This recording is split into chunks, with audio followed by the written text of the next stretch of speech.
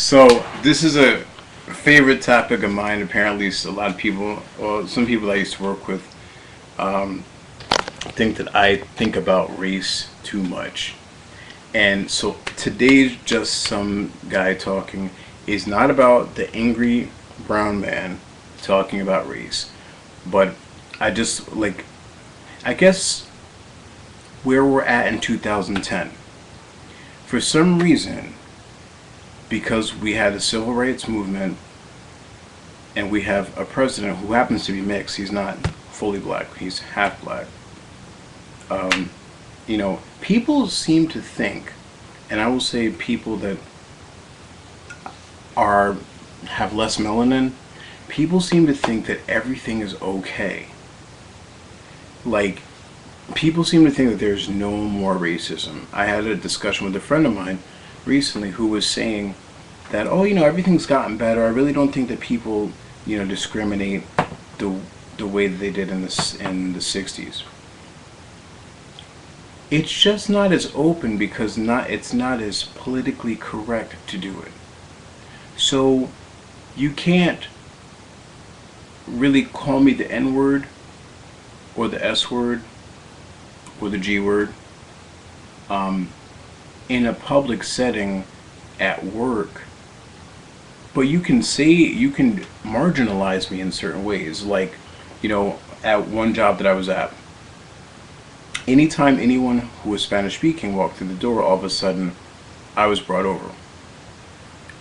So I mean, that's understandable for language. But then there were times when the person just happened to be Spanish speaking but wasn't interested in purchasing the item.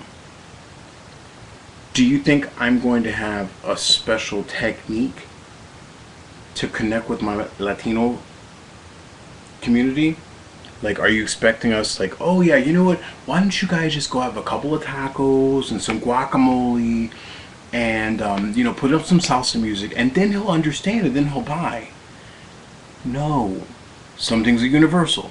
If someone doesn't want something, they don't want something in any language.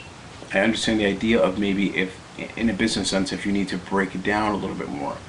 Um, but I just find, I find that those stereotypes still, stereotypes really, really run deep. And I spoke about it in the intelligence video before, but it happens all the time. As a ballroom dance instructor, many times um, when people walk into a competition or something, first question is, "Oh, you're gonna be dancing salsa, right?"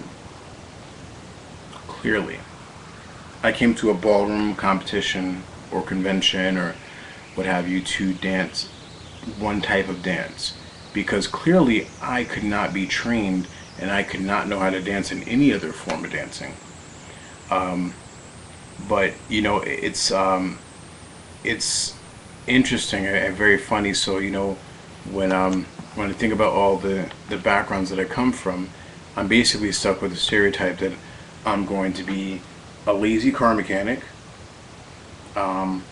So you throw a little Latino side in there, and then that I'm going to be great at basketball. I am a good dancer, so I guess that's comprised in there. I guess I did fulfill the stereotype some way. Um, that I must love watermelon and chicken. I do like chicken. I don't eat fried chicken that often. I hate watermelon. I can't stand the taste of it. Maybe that's because of the whole mixture. I don't know. Maybe that got canceled out in the gene pool. Um, and then let's take some other parts of my background. I mean that I should probably curse a lot and not know how to pronounce any R's from the Italian side, which does happen, and that is just gonna be par for the course.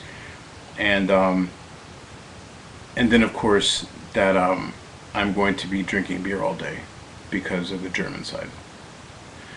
Um, but I guess like being multicultural kind of defies those stereotypes. So the stereotype that most people associate with us as multiracial people is that we're confused. We have no idea what we're doing. So I guess that explains my whole life right there. So maybe stereotypes are true. Who knows? But that's just some guy talking about stereotypes in 2010.